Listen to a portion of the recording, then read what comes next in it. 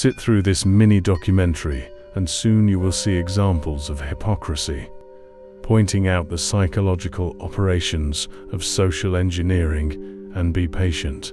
See the truth for yourself. I need not speak for you. Formulate what you can about this. In short, we will learn what shame did to this society, and the social engineers may have done this for their own benefits, but for your loss. Also, the lack of accountability, while contributing to suffering for themselves and for all who are not mindful.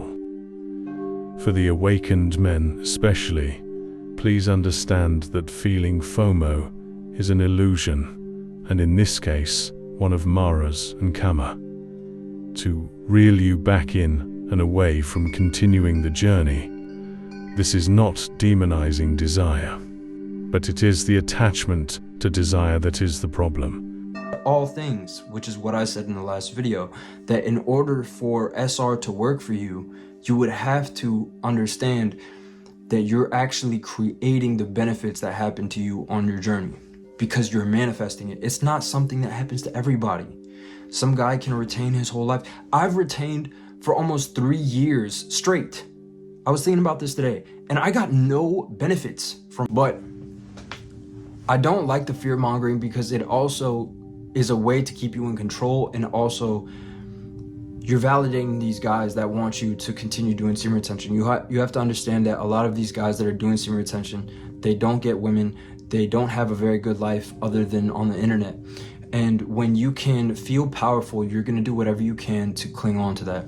And if you can get other people to agree with you and make them feel bad about doing something that they truly want, then you can control them and you can end up getting more validation for yourself. This is what I'm telling you. If you just relapsed, don't think anything bad's gonna happen to you and watch what happens. Nothing bad will happen. To go from being depleted to having a full sack on you and what it does. So if you don't wanna hear about women attraction stories and the craziest experience, once you experience it, you're like, fuck out of here, you fucking crazy bitch.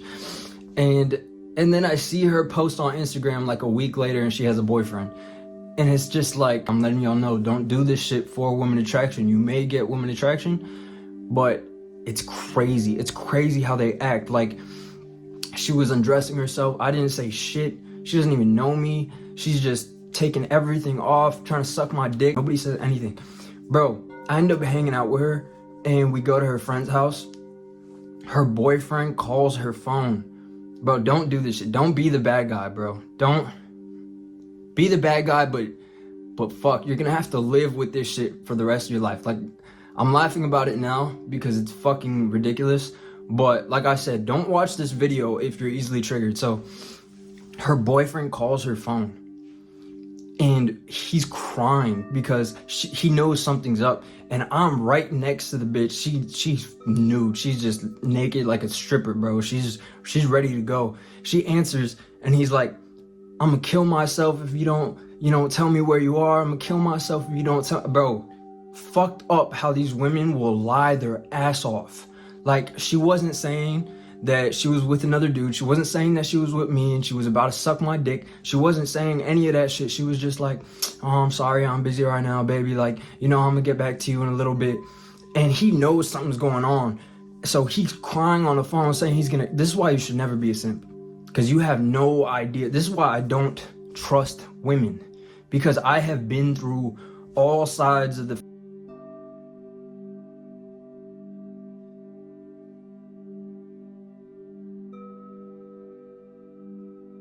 Don't make assumptions about me.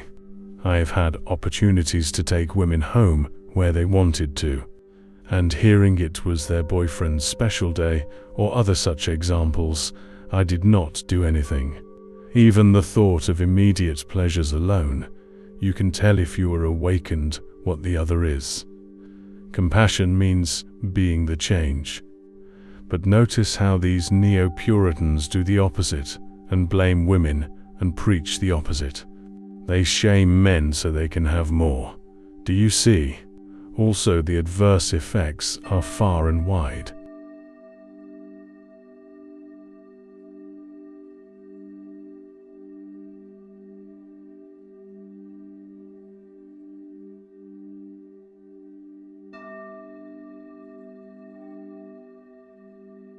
Here is a better role model for the unawakened man. Here is the opposite, and if you cannot see why, then you may be lost, for now.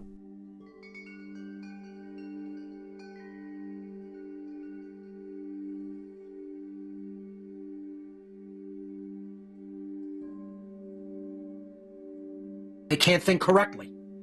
And then you add spiritual war. You get people endless religions that are all bullshit. You get people the New Age movement, which is just a false form of spirituality, as I've talked about endlessly, to try to tell them they're on the spiritual path, when in fact, none of the characteristics or aspects of the form of spirituality that they're allegedly intaking into their mindset and into their psyche is true spirituality. You're giving them dumbed down, watered down versions of the real thing.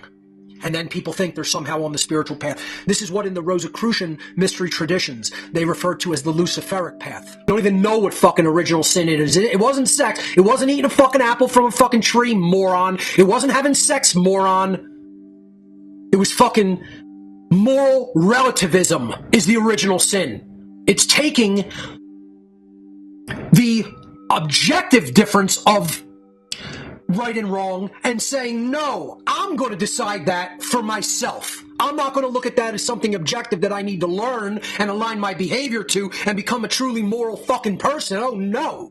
I'm going to be the arbiter of what right and wrong are, just like what fucking bullshit religion of every persuasion, whether it's Jewish, Muslim, Hindu, fucking Islam, Christian, it doesn't fucking matter what it is. It all teaches you bullshit regarding human sexuality, and it teaches you could just be relativistic about that and set whatever fucking arbitrary rules you want.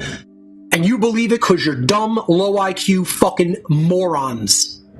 All you religious fucking believers out there. You're just fucking dumb, dull trash. Clean the shit out of your fucking ears and try to expand your worldview. I know we're dealing with a fucking mud ape worldview, but as the ancient clay ape that the Anunnaki designed you to be, the ancient clay slave ape that they designed you to fucking be, maybe you could improve upon it for 1 millisecond of your degenerate fucking life and listen. Maybe. I know I'm giving you the fucking benefit of the doubt, but I'm gonna fucking try. Satanism is comes from the ancient world. Occult, which means hidden, covert, not readily seen, not something that the ordinary Joe Schmo understands, sees, and thinks about. It's hidden for a reason. They want to control you through it, so they don't want you to see it. Religion. Again, we define religion from the Latin verb religare, meaning a system which holds you back from the truth. It's a system of erroneous and dogmatic belief which holds you back from an accurate understanding of how things really work in nature, in the actual, objective, physical, and spiritual reality in which we live. Before we look at solutions, let's see the results of this society and the social engineers. Why, Victor? What did you even want? You do not even see what is happening here. Him to create a global utopia by enforcing peace and order through superior technology. This is shown when Dr. Doom goes to pass the final test to access Wakanda's vibranium reserves. This final test requires him to appear before the Panther Goddess Bast, and he does so in a humble form, stripping off all of his armor and bearing his true self. Following this, he allows the Panther Goddess Bast to look into his soul and to see what his true motivation is. And Dr. Doom says, "Measure my crimes against what mankind has done to itself, and I am a saint. I have looked into the future. I have seen how one violent action after another spins the world toward a future where all that remains of Earth is a burned out cinder. Every time I have looked into the future, that is what I have seen. Every time but one. In one possible future, mankind becomes united. Cures for all diseases are found. Global conflicts end. Hunger is abolished. Education is universal, and no one goes without. In that world, there are laws. To break even the slightest of these is to suffer immediate and terminal punishment. After a while, no one would dare lay hands upon the innocent or commit a crime of hate or steal bread from the table of another. 10,000 futures have I looked at, 100,000, and in only one does mankind finally unite and flourish and survive. Only one, Doom World." 1% of the 99th percentile of men, 1% of men have slept with 287 women. The next percentile of men, which is 95 up through 98, is 85 women. So I actually added all these up, and this is, again, the averages through all the polls they've done since 2014 to 2024, and I'll show you the data on this. But out of these 439 people that these guys slept with, the top 1% of men slept with 65% of the women. The top 5% of men slept with 85% of the women. The top 10% of men slept with 94% of the women, and the top 20% of men slept with 98% of the women. So in this case, it really is kind of the top 1 to 5% of men that are sleeping with and potentially dating most of the women. This is who your future therapists are going to be, man. You know, if you guys are curious, this is the Chad I'm using. I only have 23 likes, which isn't that much. Well, I mean, I pretty much matched with like all of them. Like so many girls, like you wouldn't believe. So maybe that's why. And I did make this account like 2 days ago, but I have to share this because this is the hypocrisy. I don't even know what to make of this. But anyway, well, first, this Chad got invited to a party. Within like the first, I'd say, minute of conversation, got invited to a party. I know how people say Tinder isn't real life, but how does that even make any sense? This is real life. Like, I would have been at this girl's sorority with like doing this party. So that doesn't even, like, Tinder isn't real life makes no sense. That quote, that thing that people say, that Tinder is not real life, makes no sense. Anyway, she said, hey, I said, hi. She said, I'm fine, you know, just openers. Then, yeah, this is where she asked if I was doing anything this weekend, and I said, nope, just rotting in my room. She said, if you aren't doing anything this weekend, me and my sorority sisters are holding a party. You down? What day? Friday night. And then, so this is where, like, she asked me for Snapchat. I said, I don't have that shit. And I remember, like, one of my friends telling me that, like sororities aren't allowed to, like, hold parties or something like that. I don't know, like, he just told me, like, it's illegal or something, or they're not illegal, they just can't do it. I don't know. Then she said that's some old textbook rule that no one gives a shit about, plus it's better this way. We have cute guys over without anyone knowing. That's where all the Chads are at, if you're wondering this. You wonder why you don't meet women. It's because they all have, like, these cute guys at their house. Like, imagine, like, no, seriously, like, think about it. If, like, what she's saying is true, like, that no one knows about it, and she just invites the cute guys, it's like no one's gonna know about it. So, like, you wonder why you can't meet girls in public. This is where, like, they all are. Then she said, what'd she say, cute guys? And I said, oh, so you're saying I'm cute? She said, yeah, you are uber cute. I don't know what the fuck uber cute means. But I said, so tell me a bit about yourself. What is your purpose in college right now? Psych. I don't know why. Okay, every girl I've talked to on here as this Chad, 90% of them are going into therapy or, like, psychology. It's actually crazy. But she said she wanted to be a therapist or do social work. And I said, like I said, it seems like every girl I talked to is doing psychology.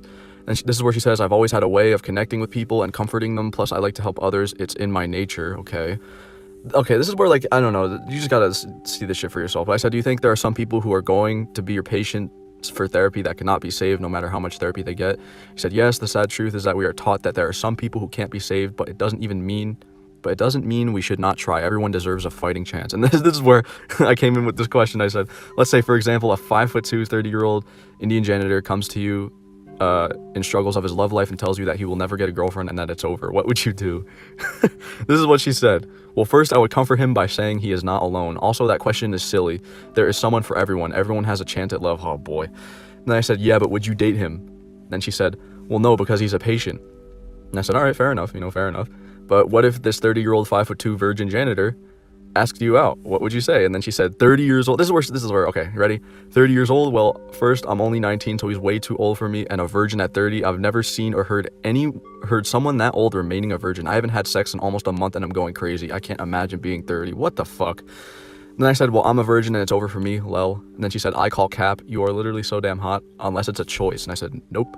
No choice. Genuinely can't get laid. Every girl I talk to, I have a flop. And then she said, maybe, this is where I got her in 4K right here. She said, maybe I'd have to do a therapy session on you then with that winky face, And I said, but I'd be a patient though. I thought you said you can't date patients. Look at that shit. Caught in 4K right there. And she said, look, I'm not a psychologist yet, all right? So you can't be a patient. Then I just asked what usually happens at these sorority parties you hold. She said they are so lit with a bunch of teas. We basically invite a couple guys over and just chill. Some men in hookups, others don't. I said, what quality are these guys you're hooking up with? Are they good looking? And she said, yeah, I get really lucky. And if you were here, this is fucking hilarious. And if you were here, it would make me even luckier. I want to grab your hot body. Also, what's your height? She asked me for my height. And some of you guys told me to say, like, some manlet shit. And I said 5'3". And then look, she said, no, you're not. You look at least bare minimum 6 foot. Please tell me you're lying. And because I already know, because the dude looks like he's a fucking giant. And I said, yeah, I'm kidding. I'm 6'4". I want to see what you'd say. She said, yeah, I was gonna say if you were 5'3", I would have laughed. What the fuck? This is supposed to be your therapist. This is supposed to be I connect with people. Like, what? She said, you made me nervous for a sec. And then, yeah, that's why I said I called her out again. Caught in 4K. I said, hey, wait, I thought psychologists weren't supposed to judge. She said, yeah, but 5'3" is really short. Even most of my sisters are taller than that. Pfft. She put that PFFT, that pfft, whatever. Then I said, yeah, but what if I actually was 5'3"? Would you still be talking to me? She said, of course, you seem like you have a great personality. I'm having fun texting you on here. And I said, what is the shortest you go in terms of height for dating? And she said, what do you mean? Like, what is the shortest guy I would date? I said, yeah. She said, well, to be honest, you are perfect height. I like guys who are at least 6'3" and up. And lowest I would go is probably just 6 foot. If I date any guy below 6 foot, all my sisters will rip on me. So I guess the reason why these young girls aren't dating you is because they don't want to get made fun of. I said, so height is important. She said, yes, without a doubt. And then look at this shit. I said, here's another question. Would you date a guy who is 6'2", has a weak jawline and terrible acne, who has a 4 out of 10 face? Well, that's literally me. I said, I mean, he is over 6 foot, which is good, but with a 4 out of 10 face with acne, I would have to pass. I said, what if he had a good personality? She said, I actually don't know. I said, well, let me ask, what would you do if you were talking to him right now? Like, this shit is so, like, hilarious, you know? And I said, I would probably set him up with a friend because, to be fair, he is tall, but you said the guy is ugly. And I said, so what's more important, face or height? And this is where she says, it's a tough one. I'm not like other girls because I like really hot guys, but those hot already, so I can give you the addy. God, the way these kids talk is actually mind-blowing. But then I just made some excuse. I'm not downloading that garbage. I said, I'm downloading it. The internet's slow, blah, blah, blah. And she said, no worries. We can still talk on here. How big is your D size? And I said, no bullshit. It's 7.5 inches. No, it's not. I just made that up because it's like a good. And then she said, holy fuck you. This is where she starts praising me, you know, the 6'4" height, the handsome man, the 7-incher. She says, holy fuck, you are literally a god. You are the most perfect male sent down from heaven. God, that turned me on. I said, just curious, what dick size is ideal for you? And she said, literally yours inside me. I was like, and I said, I meant inches. And then she said, anything over 7 is good. The biggest I've ever had was 10 before. It was fun. I don't know why I'm telling you this, but anything under 7 is too small for me. Maybe the lowest I'd go is 6. And I said, how about a solid 4.5 incher? She said, I would probably laugh. I've been in situations where guys have been that small and I have laughed. And I said, that's mean, you know? I thought she literally told me, like, the first thing, she's like, oh, I've been a very compassionate, understanding, I get along with people. Like, what? And she said, yeah, but I couldn't help it. There was this cute guy I had a threesome with, and his dick was so small. Okay, yeah, what is up with girls and threesomes? And that's what I said. I said, what's up with girls and their threesomes? Like, isn't that shit, like, awkward and weird? And she said, no, actually, the most amount of people I've slept with at once, she meant to say, is 8. 5 girls, 3 guys, so I guess 8 people. I said, Jesus Christ, Lord, save our souls. Because seriously, save our souls, man. What is going on, you know, with our youth? What is this, you know? Then she said, hey, don't judge. It was fun. And I said, I'm assuming all these guys were cute. She said, well, I mean, yeah. And I said, yeah, this is weird. Yeah, that right there, like, the whole conversation, like, that literally melted my brain right there. Like, she said, hey, let me know when to snap download so we can finish talking. I'm not done with you, sexy. God, you are living life on tutorial mode plus fucking infinite health god mode. Like, you really are this dude. I mean, Jesus Christ, if you're a Chad, you got it all, you know? This will never be me in my life. Like, this will never be me. For everyone telling me it's my personality, it's my this, it's my that, I mean, just look at this shit. You know, if I was this guy, I'd probably be having the time of my life right now. I would definitely, like, if I was this guy, I definitely would have, like, followed up and shit and probably went to this, like, sorority party. But, since I'm this ugly, you know, ginger, it's over. So, I mean, yeah, like, I don't know what else to think about this shit. Like, it's so fucking bizarre, man. You kind of relationship. And the other thing, too, is that what people seem to not understand, a lot of the people who defend this kind of stuff, ask yourself truthfully, how would you feel if your mother or your sister, or if you have a daughter, if they were in these kind of videos? I mean, unless, and I'll say it straight up, unless something is somewhat wrong with you, you'd be against it. You'd be very opposed to it. You'd be very opposed to it. So, you know, it's just gotten way too out of control. Normal thing. Like, seriously, it's a thing that more men need to come up front and talk about. And, I mean, it's destroyed women. It's absolutely destroyed women, too.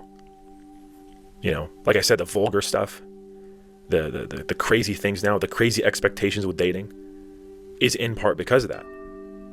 You know, even a lot of the weird, geez, I mean, this is going to sound, a lot of the weird stuff of women obsessing over things men have no control over, I'll put it that way, that's, I guarantee you, where it stems from. I guarantee you these online videos are where it stems from. The hypergamy problems, that probably has a lot to do with it as well. The abstract power structures that are in place that will weaponize the kids against the man, and you can't get married because marriage is weaponized against the man. So it's like, it's this crazy thing where some sort of abstract power infrastructure has been built over the last like 100 to 200 years that almost ensures that the only men that procreate and that succeed in passing down like and continuing their bloodline are men that are asleep. Dude, alpha males, they're the ones that are the strings are being pulled on them by women the most. 100%.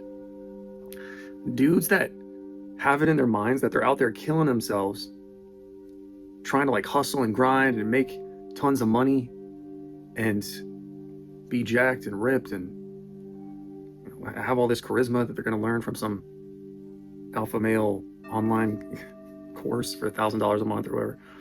They got the perfect fade. They're sleeping with tons of women and, you know, showing all the women the things that they're doing with other women to make them jealous, all this stuff, all this nonsense. they're the ones that are controlled by women the most. Their identities are based off of what they think women want. They're not in touch with their own energy, their own masculine energy. A lot of these dudes are super lustful. And I'm not saying all these dudes are drained, but I think most of them are drained and they're super lustful. And they just fail to see that they are a slave to the female mind, the collective female mind, that will always want more. It will always try to take more and more resources from a man. See how much she can get out of a man. Dance for me, you little puppet. Dance for me, you little puppet boy. That's what these alpha males, all these alpha males, bro, they're just puppet boys. Dance for me, little puppet boy. Go make more money for me. Look better. Be emotionally aware and intelligent and witty and charismatic and understanding and communicative and all this. Be nonchalant, be caring but not too caring, blah, blah, blah. Make all this money, drive nice cars, take me places, take me to buy me jewelry, take me to this amazing vacation spot, take me to this game, take me to this concert, take me to, I need experience, I need stimulus. Okay. These dudes they're just lost, bro. And yes, they're probably the ones that are getting really hot women. I will grant you. They're getting hot women. They're sleeping with hot women anyway. I don't think that they're holding these hot women down. They're sleeping with hot women. But these women are empty husks. They are ravenous. They are ravenous. Their appetite knows no end of material, fucking gorging. They gorge on material stuff. Give me more, give me more. And they constantly want just crazy, just to feel, jealous and all these toxic emotions, all this stuff. It was never about doing more. It was always about doing less, making women happy with less, showing women that actually what they're looking for is not material at all. The dynamic between the masculine and the feminine, it has nothing to do with material means, really. In my opinion, it doesn't have anything to do with material means. It is a purely energetic connection.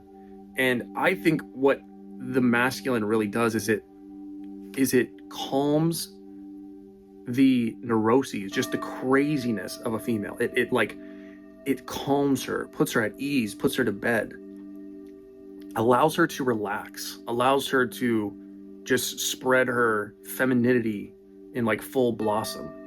It allows her to just be very at ease, not worried, not anxious, not domineering, not commanding. It puts her in sort of like a trance state where she's like in a sort of awe or admiration or deep reverence of the man that she's with, because he can do this for her. He's the one. Like, she might find a ton of men that have perfect six-pack abs and they drive nice cars and they make all this money and they can take her places, but all these men, can they put her at peace? Can they calm her? She's no longer it's no longer like, she doesn't feel like the man is subconsciously always trying to prove himself materially to her. Prove himself. A man is always trying to prove himself to her. He's always in constant qualification mode. That's what like alpha males are, dude. They're in constant qualification mode. Oh, I have this, I have that, I can go here, I can go there, I can drop this much money here, blah, blah, blah, blah. I slept with her, blah, blah, blah. And it's like, I think something deep in a woman realizes that there's no, that this man is not, he's not like set. He's not set, he's not good within himself. He is very much always chasing, always trying to search for his identity, his sense of self-worth, in women's approval and validation. I don't know if they probably, I mean, most of these women on that level are fucking unconscious as fuck. They're just not there, bro. They're like, oh, where's the next place you can take me? Blah, blah, blah, buy me this. But I'm sure that there's some deep part of them, the unconscious, that really drives all of our behavior, that realizes that there's something missing, something essential. The most essential part of this man is missing. There's an energetic, just discordance, like center, the iron core of a man, They have to be able to sense that you cannot be controlled in any way. The alpha males, they're so easy to control, bro. You just fucking tell them that they're not good looking enough. You just tell them like their Bugatti's not, it doesn't have enough horsepower. It sounds like a bag of rocks being dragged across a chalkboard. You just tell them something stupid, bro. They'll fucking lose their shit. Tell them that they haven't slept with enough women. Tell them that their dick don't work, or it's small, or tell them that I think you're losing a little bit of hair. Like, it's so easy to control like an alpha male, but you just fucking, their egos are so like fragile. But like when you start to get in touch with your masculinity internally, like inside, bro, you become really completely unpredictable, and you don't play by any of the rules of what society deems is a man. Like there's a certain, everybody has this idea, men most of all, they have this idea of like what a man is and what he does and like what do I need to be for a woman. Like even I still struggle with it, dude. I'm like, I've talked about, you know, a woman's gonna come over to the basement, she's gonna look at the carpet and I'll be all whatever. So I'm still getting through it, you know what I mean? But I think I'm aware that I still have those sorts of you know, insecurities and stuff. But but man, dude, when you get in touch internally and you really go dive deep through all these different ways that you constructed your identity off of, especially female approval and validation, it's so much of a man's identity is in that. It's like you have a deep sense of like you're good with yourself. Like even if you act in ways that completely disturb people or throw people off or trigger people, or you know, maybe it's not what women want. Like, dude, when I'm on camera, bro, I'm probably the least like stereotypically masculine dude in a lot of different ways. You know what I mean? Like I'm like open, I'm honest, and I'm vulnerable, and all these. You can't be that. All the alpha males think that it's just like, oh, you just gotta be a stoic, and they think that stoicism is like an act. Stoicism is not an act. He's toxic. He's sexist. He's racist. He doesn't make enough money. He lives in a basement, or you know, there's tons of things that women could say about me, and it's like, bro, you get to a certain point where it's like you just know that it doesn't matter. Like it just don't matter, bro. You know, because you know who you are, and it's not dependent on what a woman wants or like feels or whatever. And you actually know that deep masculine energy within you, that's actually way more, that's gonna pull like a quality of woman, like a caliber of woman that's just completely rare, and is gonna, can you stand the tests of pressure, of vitriol, of contempt, of derision, of people thinking that you're crazy, like all these things. If there's so much tests that you engage with when you go internally, and then the outside world just seems to, all the things that people think can like sway people, all the things that people are swayed by and controlled by, you notice that when you go internally, you notice that those controls, those external controls that used to have control over you and have control of these people, they loosen their grasp, and some of them completely fall away, and it's a continuous process of just like breaking these, and you just realize like it was all bullshit. Just primal, like doesn't give a fuck. It don't give a fuck, bro. The deep masculinity in you doesn't give a fuck, bro. It don't give a fuck about anything that you give a fuck about. Anything that you give a fuck about, bro, it's like there's this beast inside of you that don't give a fuck about none of it. It don't care. And you start embodying or incorporating more and more of that inner beast into you. And then eventually you just start to not even recognize who you used to be. You start to recognize how all these dudes who like on the face, they seem like something. You're just like, you're just, I'll fucking poke you and push you over or something. Dude, it's really, what? It's almost like, you know, you have what women want, what they really want, not all the things that they think they want. Women have all these ideas of like, oh, what I think I want in a man, and they're dude, they do the same thing with, you know, that we do. All these ideas that they think they want in a man and what a man is and all this stuff, you know that you actually have it though. So you can act in all crazy ways that go against, counter, that contradict all of the like the material notions or the stereotypical notions of what a man is. You can just go against all that shit and just like disturb them, because then it sets them off, because they're like, wait, this guy's acting in a way that's like this dude is not, it's almost like they're like, this dude isn't acting like a man, but like there's some sort of magnetism, or there's some sort of pull that I feel here. There's some sort of like, I can feel him. Interesting. Now we're getting to it. You know, now we're getting to Let's get to the nitty-gritty. One of the things that has to be addressed during shadow work, and we'll talk about the questions that lead to the addressing of these things, is our actual inadequacies, whether they are imagined or real, because there's two kinds of inadequacies. There's inadequacies that aren't true. They're illusory. They're imagined. They're things we think we're inadequate with, but we are not. And then there are actual, real inadequacies, things that we do fall short with that have to be addressed during shadow work. And we have to have the discernment to know the difference between these two forms of inadequacy and feelings of inadequacy. Feelings of inadequacy are one of the most complex aspects of shadow work. The main reason for this is because such feelings are sometimes imagined or even artificially implanted into someone's mind by others. See, we can actually have inadequacy implanted into us when no such inadequacy exists. Feelings of inadequacy embedded into the mind by others. Sometimes such feelings are accurate because they are actually true. Some of us have inadequacies that must be addressed and built and worked with and worked through. The methods of shadow work will help us to determine whether feelings of inadequacy are true or false or imagined. Even more importantly, how we can deal with these inadequacies. Separating real inadequacies from imagined ones can be complex and requires discernment on the part of the shadow work practitioner. Once one can tell the difference between real and imagined inadequacy, one can improve the real ones and shed the attachment to those who have been imagined or implanted. Fear itself is a perceptual entrapment. We are under a very heavy hypnosis here.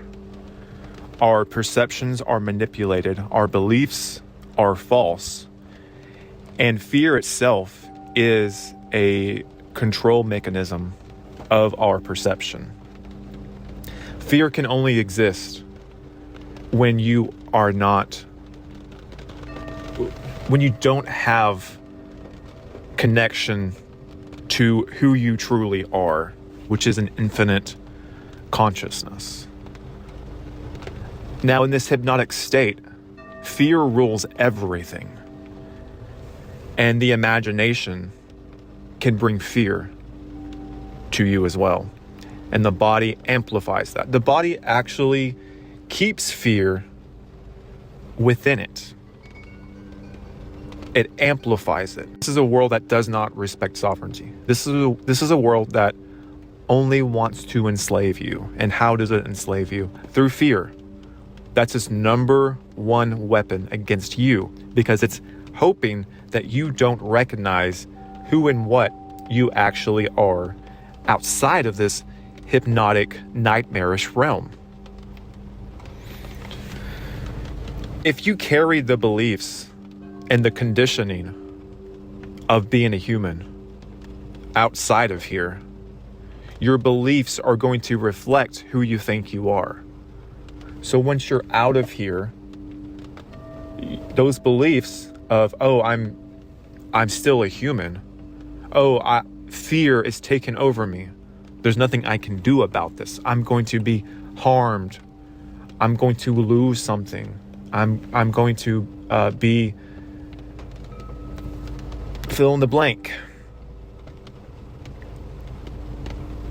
When you're brought into this world, your first breath of the fresh air, basically, was breathing in fear.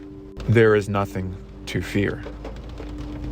Fear does not serve me in the face of adversity.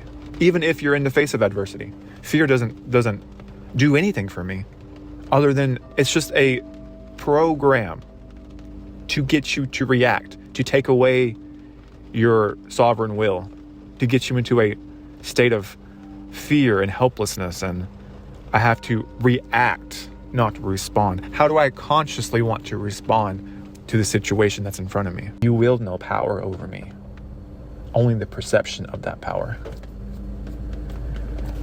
And when you realize that your imagination is actually limitless and boundless, and the only thing hindering that from happening is the conditioned hypnotic falsities that were overlaid over your consciousness, over your perception, you can just imagine something else. What I'm saying is, it's like a hypnosis that's been put over you. It's an illusion that feels real. It's a perversion of your awareness. They want us to feel so weak and pathetic. And they've given us all of these emotions, and they've given us a body amplifier to make it seem more real. The one thing they don't want you to have is courage. Spiritual courage. That no matter what they think they are, what they can do, it doesn't change the fact that you know it's wrong. That you know there's a better way. That you know who and what they are. No matter how big and bad they want to present themselves. They're wrong. And they can't take over this thing. Me. Lo and behold, you're basically putting that off because eventually in your development, you're going to have to face that phase. And what happens a lot with people on the path to become like mastering magic, let's say, they'll come across this thing, and it usually knocks on their door in the form of Venus. So once they do their Venus initiation, this is like, kind of like when a girl becomes a woman. It's kind of a Venus initiation where she suddenly realizes that she wants to be attractive to men, let's say. For most women, that is, and when men start to get posturing and start to be competitive, so they can show off for women, and then set up a nest, have children, procreate, all this kind of stuff, be successful. So there is a part of the path, on the Hermetic path, where those forces, pretty much Venus, needs to be assimilated into the personality, and that is where things can fall apart. So this is a warning, actually. Because you go down the path, and many people do the Golden Dawn initiation path to become an adept, somebody who can do magic. And once they get to the Venus stage, they will sometimes stop. And they'll say, "Oh, I'm good." And then they go off, and they've optimized a lot. They've changed a lot. And they've optimized a lot of their personality, and then they can go on into this adulting world and do pretty well for themselves and not really pursue magic any further. And it's perfectly normal for that to happen. In fact, it might happen to you. So I want to point out some of the issues with that. I've already talked about that a little bit. Okay, so it's kind of like coming across this whole love thing can derail everything, right? When we are accessing the king energy correctly, as servants of our own inner king, we will manifest in our own lives the qualities of the good and rightful king, the king in his fullness. We will feel centered and calm and hear ourselves speak from an inner authority. We will have the capacity to mirror and to bless ourselves and others. We will have the capacity to care for others deeply and genuinely. We will have a sense of being a participant in creating a more just, calm, and creative world. It's right over here. An actual physical copy of it. I am a warrior. I do my duty. I serve a cause greater than myself. I am accountable to my community and my family for my actions. I blame no one for my faults, and I give thanks for my abilities. I am governed by natural law. My mind is my most powerful weapon. Amen. I train to oppose evil in all of its forms. I will never quit, retreat, or cower in the face of the enemy. I protect the weak. I assist the elderly. I care for those in need. I strive for perfection, realizing we're not going to actually reach a state of perfection, but we strive for it. And I ask the same from those who serve with me. Strive, try, do your best. I lead by example, and I have the highest moral standard. The truth is my constant companion. When the end comes, I will sing my warrior song and go to my reward with honor and dignity. I am a warrior. You fucking better believe it. You better believe I am. And that's the emotion that it brings up in me, you know, because people don't even understand that at all, because they've never lived it for a second of their lives. And then they'll say crazy things like, I don't want to be a warrior. That's the greatest attainment of human potential that you could ever aspire to.